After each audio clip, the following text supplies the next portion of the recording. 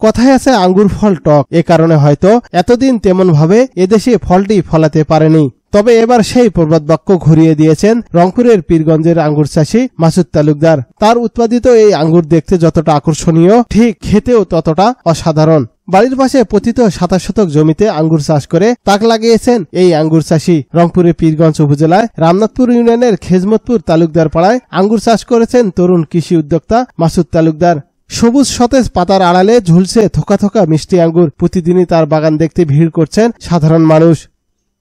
মিষ্টি ইনকা ফল কোনোটা দেখিনি, একদম আমার গ্রামত হয় নাই, এই অঞ্চলত দেখিনি। বিদেশে হয়, ওই যে কিনে আনা হয় দোকান বাড়ির থেকে, ও করে আনি কিনে খাওয়া হয়। এই 8 বছর থাকি আমার এই বাগানতে সব কিছু ফল হতেছে।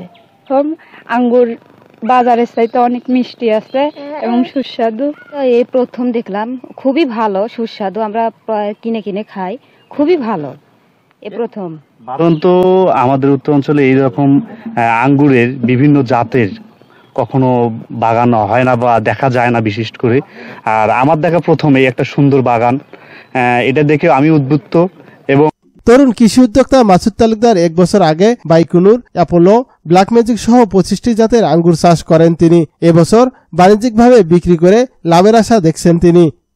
দৃষ্টিকোণ থেকে আমরা যদি নিজের গাছের আঙ্গুর খেতে পারি, নিজের গাছের মালটা কমলা খেতে পারি, তো এটা একই দিক থেকে যেমন স্বাস্থ্যগতভাবে মানে উপকারের বিষয়, সাথে সাথে আমরা বাগান টাইপের করে আমরা বাণিজ্যিকভাবে এখান থেকে সফল হতে পারি।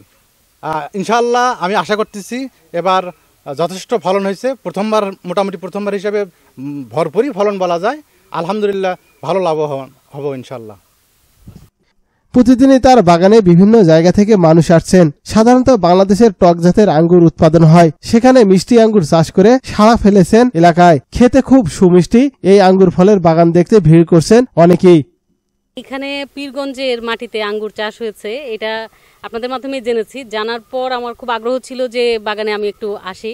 এরপর যখন শুনলাম যে আসলে আঙ্গুর পাকতে শুরু করেছে এবং খুবই সুমিষ্ট, এটা শুনে আমরা দুজনে উদ্যোগী হয়ে ভাবলাম যে না, আজকে যেতেই হবে। তবে যতটুকু আমি চিন্তা করে এসেছিলাম, এসে আমার কাছে তার চেয়ে বেশি ভালো লাগছে এই কারণে যে আঙ্গুর আসলে আমরা জানি বাংলাদেশে উৎপাদিত আঙ্গুর ফল টক, কিন্তু এইখানে আসলে সেরকম না। এখানের মাটিতে যে আঙ্গুর ফল উৎপাদন হয়েছে সেগুলো স্বাদে মিষ্টি। এটাতে প্রমাণিত হয় আমাদের রংপুর বিভাগে এবং পীরগঞ্জের মাটিতে আরও বিভিন্ন ধরনের ফলের চাষ করা সম্ভব।